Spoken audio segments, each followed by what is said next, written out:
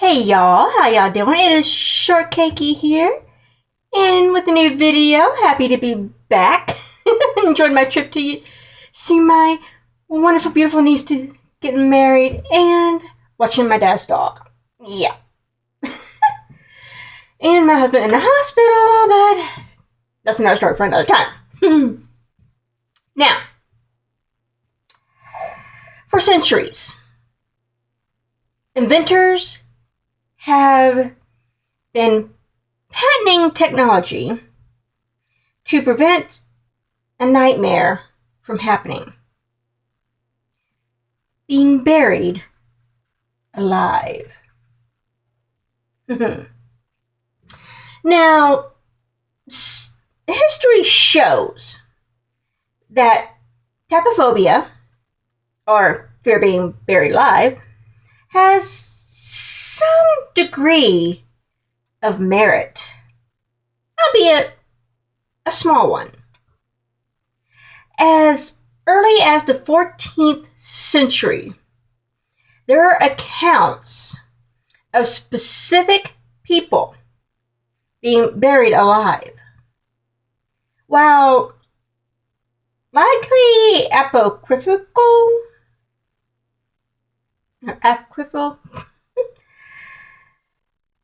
when his tomb was opened, the body of philosopher John Duns Scotus, or Scotus, of the High Middle Ages, was reportedly found outside his coffin.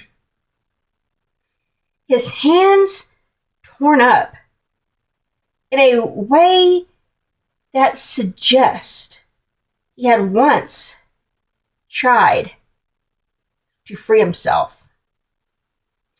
In the 17th century, England, it is documented that a woman by the name of Alice Blunden was buried alive. As the story goes, she was so knocked out after having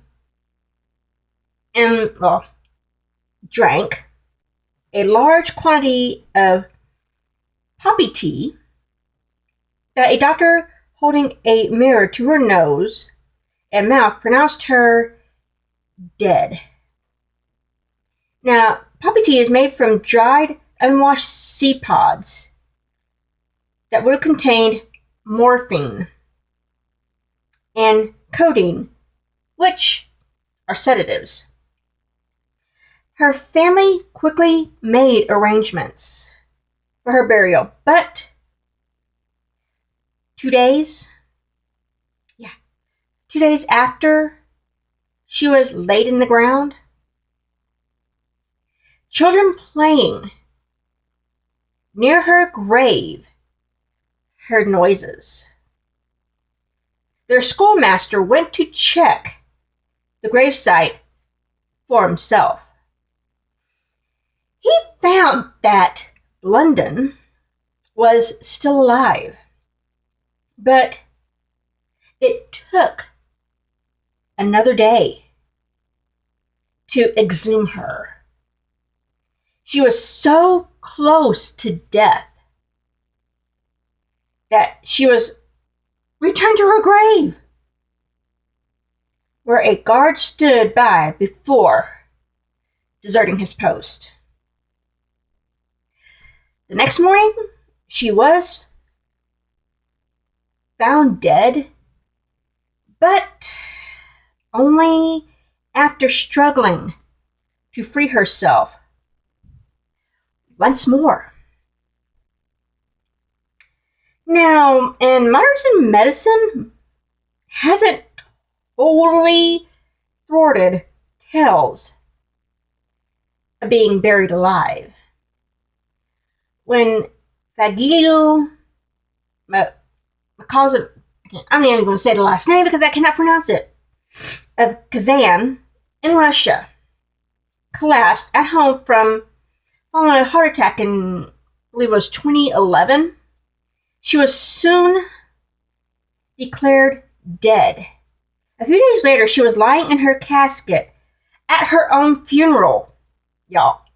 No less, at her own funeral. She woke up.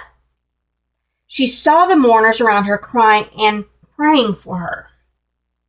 Quickly triggered to what was happening, began yelling and was rushed back to the hospital.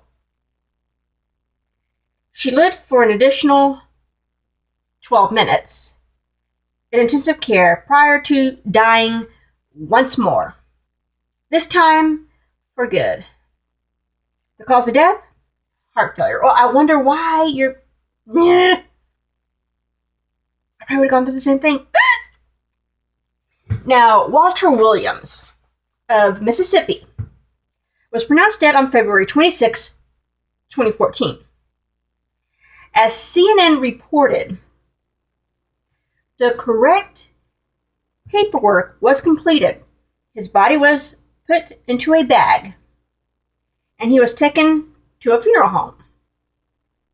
When his body was taken to the embalming room, still get freaked out with this, his legs began to move. Then the coroner noticed him lightly breathing. Williams was alive. It was, as it turned out, a short-lived reprieve. Just over 2 weeks later, he passed away for real. So freaks me out. In the 19th century, master storyteller, and my favorite, Edgar Allan Poe, explored human fears in his story. And the fear of being buried alive was no exception in pre-nature burial. Pre-nature burial. Sorry, nose ring. Mother Nature cannot make her mind. A story first published in 1844, the narrator describes his struggle with things such as attacks of the singular disorder which physicians have agreed to term catalepsy, an actual medical condition characterized by a death-like trance and rigidity in the body. The story focuses on the narrator's fear of being buried alive and the corrective actions he takes to prevent it. He makes friends promise that they will not bury him prematurely, does not stray from his home, and builds a tomb with equipment allowing him to signal for help in case he should be buried alive, only to wake from one of his episodes. Now, Poe describes how the narrator remodeled his tomb. The slightest pressure upon a long lever that extended far into the tomb would cause the iron portal to fly back.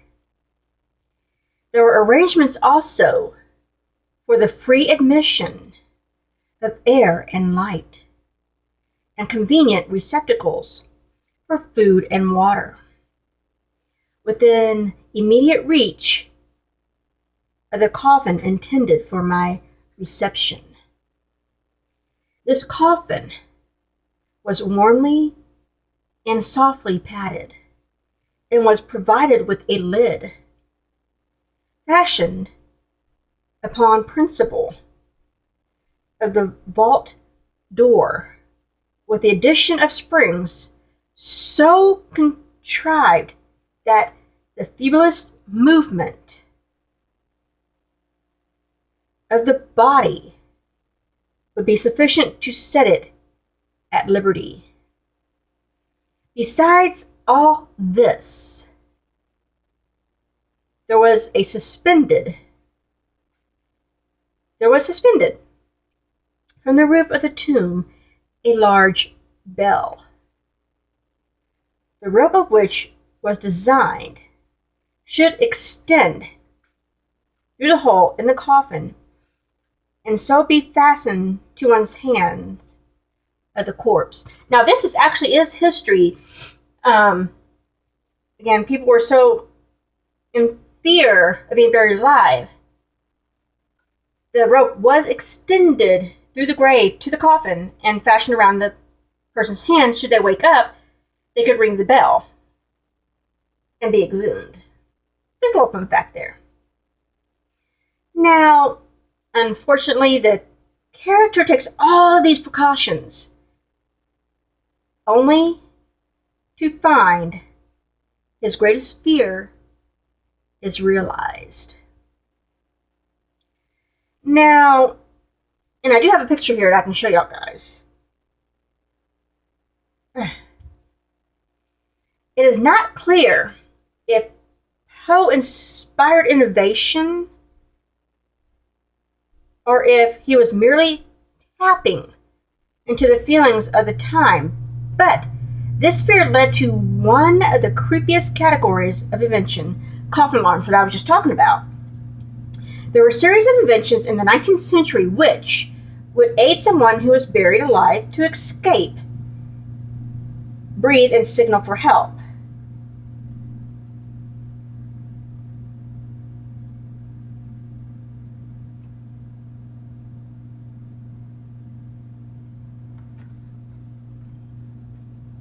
See right here? And it goes up. You ring the bell, you're saved. So, and that was August 25th of 1868. That was. The tomb is equipped with a number of features, including an air inlet, a ladder, and a bell, so that the person upon waking could save himself. If too weak to ascend by the ladder, he can ring the bell, giving the desired alarm for help, and thus save himself from premature death by being buried alive.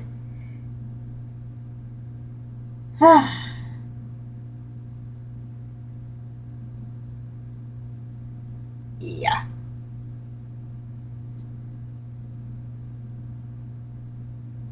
Then there's another one too that y'all can see where it does here, which is pretty cool actually.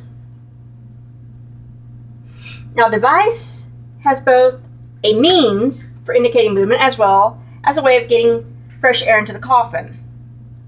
The disclosure states that it will be seen that if the person buried should come to life, in motion of his hands will turn the branches of the T-shaped pipe that y'all saw here, upon near which his hands are placed. A marked scale on the side of the top indicates movement of the T, and air passively comes down the pipe once sufficient time has passed to assure the person is dead. The device can be removed. Now, I'll be right back because my nose is running. Be right back. Okay, y'all, sorry about that. Now, this is another invention that I'll explain. Now, this invention provides for improvements in the important components of previous buried alive inventions. In this instance, motion of the body triggers a clockwise driven fan, which will force fresh, breathable air into the coffin instead of passive air pipe. The device also includes a battery-powered alarm. According to the patent, when the hand is moved, the exposed part of the wire will come in contact with the body,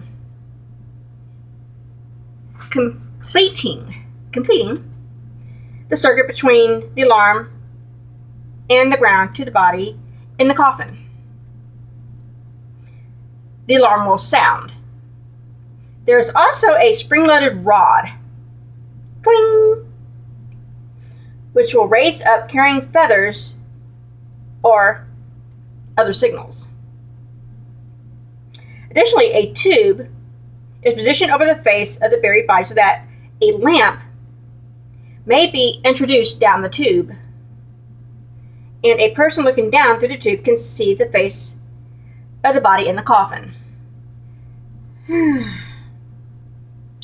Now, as medicine has advanced, there have, of course, been technological advances in determining if someone is alive or dead. Doctors can hook up a body to machines that monitor heartbeat, brainwaves, and respiration. But even though the fad of coffin alarms has long since passed, there are some interesting 21st century innovations in connecting with the dead, i.e., this little beauty right here. Yeah, tablet in the coffin. Much as I miss my mom, no, love to see her face. I want to remember her as she was, not as she is decaying. Yeah. In this instance, the casket that we saw has an audio message system containing audio and music files that are automatically played in accordance with a programmed schedule, thereby allowing the living to communicate with the deceased. The system also allows for wireless updating of the recorded files, giving surviving family members the ability to update, revise, and edit stored audio files and programming after burial. So, I was thinking of something else. So you can put little music stuff in with your loved one and all that good stuff. And also, there is a system that comprises solar-powered digital music player, which allows both the living as well as the dearly departed to be comforted by music or a recorded message. There is a speaker in the casket and a headset jack on the headstone. I wonder how much that would cost. And there's also the instance of tomb robbing, which was recognized as a problem as early as the early dynastic period, 3150 to 2613 BC. And the living have taken measures to protect the dead and their valuables back to the time of Egyptian pharaohs. Many of these tombs were equipped with deterrents and safety measures. This invention, patented, I can't talk today, in 1994, however, is the next level when it comes to protecting the deceased's valuables. This apparatus attaches the jewelry worn by the deceased to an alarm system while also securing it to the casket. So even after death do us part, spouses can wear their wedding rings for eternity. I love that, don't you guys? And this concludes today's video of being buried alive and the preventative measures. I will see you guys in the next video. Love y'all. Smooshes and hugs. Bye. Oh, and don't forget to smash that like button. And if you're not subscribed, hit that subscribe button. Hit it now. Do it, and hit that notification bell so you know when my videos go up. Love you guys again. Smooshes, hugs.